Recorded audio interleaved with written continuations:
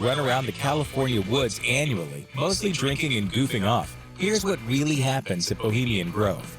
One of the hard and fast rules of Bohemian Grove is weaving spiders come not here, which essentially means that no matter what, real-world deals aren't to be made at camp. There's one notable exception, and that happened in 1942.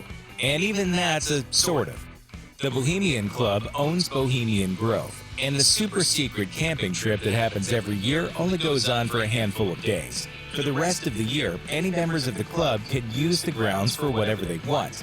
And according to Skeptoid, Bohemian Club member Dr. Edward Teller reserved the camp in September 1942. Teller would go on to be forever known as the father of the hydrogen bomb, and the groundwork for the Manhattan Project was laid there. But here's the thing.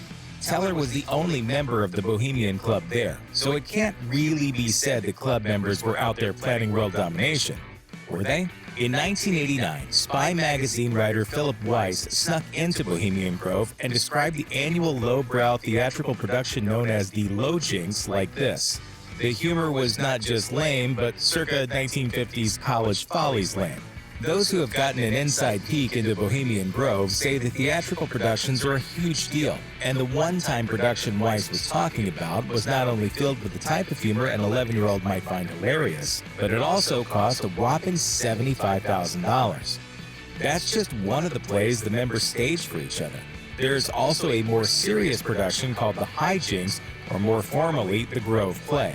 Over the years, they've staged performances of St. Patrick at Tara, recited hundreds of poems, tackled subjects like the triumph of Christianity over Druidic paganism, and Jack London even wrote an original piece for the High Jinks, which was never staged. Costs go up well over $100,000 per performance, and it must be nice to have that kind of cash.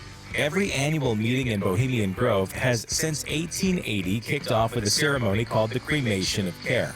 The ceremony starts with a parade of men dressed in red hooded robes, some carrying torches, and some carrying a wooden coffin with a wooden skeleton named Care. The procession winds through camp until they make their way to the side of a lake watched over by a massive cement owl. And as spectators gather, the men playing the priests extinguish the torches. They sing a song, and a priest tells members, "Shake off your sorrows with the city's dust, and scattered to the winds the cares of life." The funeral pyre is lit, the dull cares of the world are gone, and attendees head back to camp to embark on a week of merrymaking.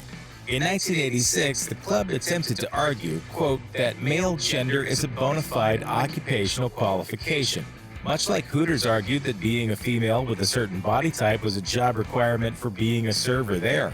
The Bohemian Club was less successful than the restaurant chain when it came to their lawsuits, and they were forced to open hiring practices to female employees. Of course, there's a but. Jobs for women were restricted to the dining circle and valet parking, which former Summertime employee Sophie Weiner said were the lowest paying positions. She also added that there was a very literal line on the ground that marked the place where women needed to stop. And yes, this nonsense happened in the 21st century. The line must be drawn here. This far, no farther. Vanity Fair got a copy of the official itinerary for 2008's encampment, and there was plenty of musical entertainment scheduled.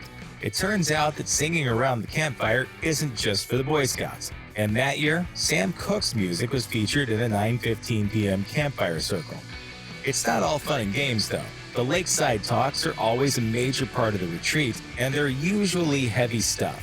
They're scheduled for every day at 12:30 p.m. And over the years, they've been given by people like Dwight D. Eisenhower, Richard Nixon, Werner von Braun, Herbert Hoover, and Neil Armstrong.